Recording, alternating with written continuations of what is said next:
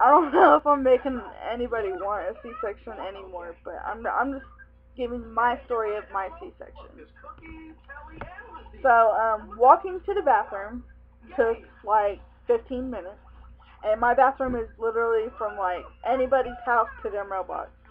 Most people's house to like a normal residential street house to the mailbox, not an apartment complex. Um, it That's how far my bathroom is from where I was at in my living room, and I swear it took me like 20 minutes.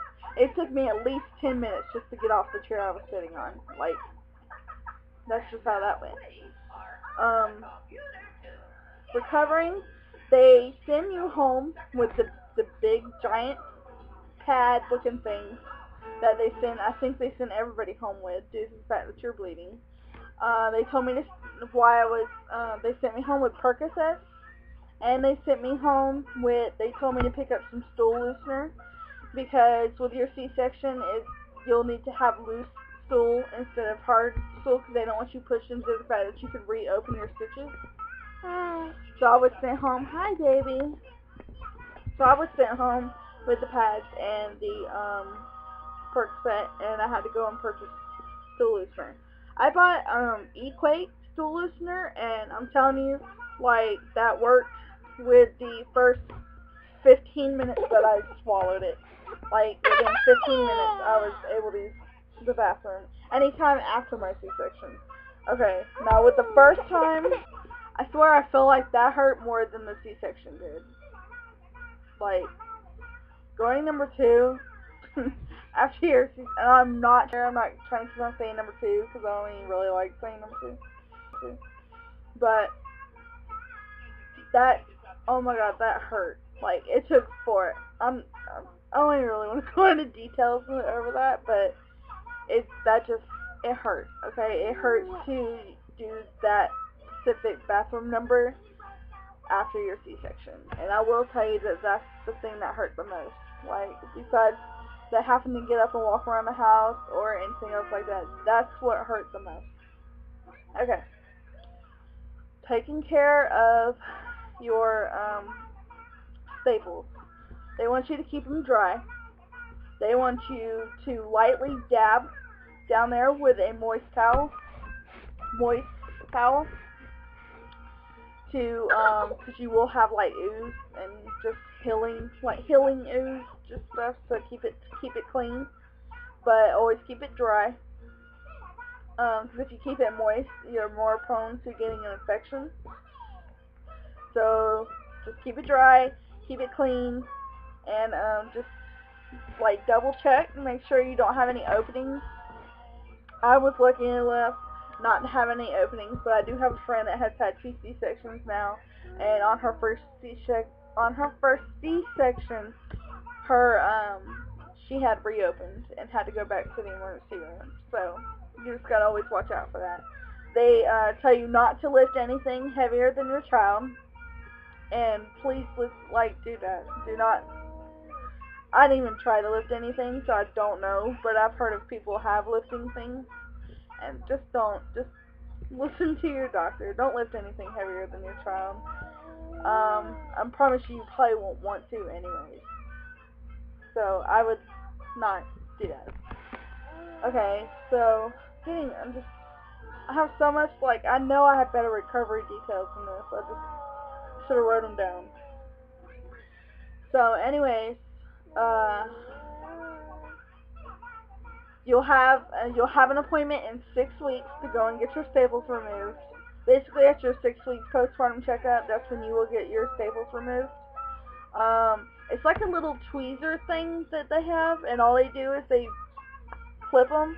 They say you don't feel any pain, but it kind of is uncomfortable because it's still kind of sore down there, and they're going down there and they're clipping the staples off. And so, like, because they're true staples. They're like staple gun staples. And so they're clipping them, and sometimes they, like, with me, she kind of sometimes pinched my skin, and so that kind of hurt. But other than that, it don't hurt to specifically get them taken out. Still after that, after you get your staples removed, they still want you to keep it clean, keep it dry. that's really it. One thing I forgot to mention that I'll probably, one thing that I forgot to mention is when you go to get your C-section, you get an epidural just like anybody else. And I think they didn't tell me, but I'm pretty sure they, like, through the epidural hose, they put something else in there to, like, totally numb everything. Like, you're numb already from the epidural, but I was numb. And when you go in the room, you're allowed one person in there. You have to lay your arms out, because, like, they don't want you freaking out and touching, like, trying to grab anything. So you have to lay your arms out, and they put this big, like, blanket thing over you so you can't see what's going on down there. And my doctor told me when I was open and where the baby was and how close he was getting her out. And that's it. And then they take your baby out, you hear her, and it's just amazing to hear her cry. With me, they went and cleaned her up, and then they brought her to me, and I got a picture, which I'll post. I'll put it right here. It's a picture of it. I took one first, and then it was me, my mom, and Treya. And then they take the baby to the nursery. Yeah, they take the baby to the nursery. And then you get sewn up and wheeled into the recovery room. And that's it. I did not feel anything. All you do feel is a lot of, like, you don't feel any pain, but you feel them inside of you. Like, you feel them jerking, and you feel them pull the baby out. And they tell you when they go to pull the baby out, lots of pressure. I was so, like, blah, that I didn't even hear them say that, and I wasn't even paying attention. Like, I was just trying to steadily talk to my mom to keep my mind off of what was going on, because, like I said, I had panic attacks. So I was just out of it. And, all I know is I felt jerking around, and then I felt them say, "Here's the baby." And I heard her cry, and that was it. Then like I said, they cleaned her up, brought her to me, and then took her away. So that was it out of that. I do have a labor and delivery video on my other channel, which I'll post right here. And you can watch that. They didn't let me film in the C-section room, so I don't have that on tape, but I do have everything leading up to that on that video. Okay, so in other words, please, I know with this video, since this was my experience, and I'm almost positive there's things I've left out. So if you have any questions at all, please post them below, and I will get back to you as soon as possible. I'm a brand new channel, so I'm sure you'll get your reply in no time. The only thing I do ask is to look through the questions and make sure you're not going to ask anything that somebody else has asked, because I will be posting the answers or the replies to the comments in the comments. So I will not personally be writing anybody an answer back unless I feel like I need to personally write them back about that question. Other than that, please subscribe.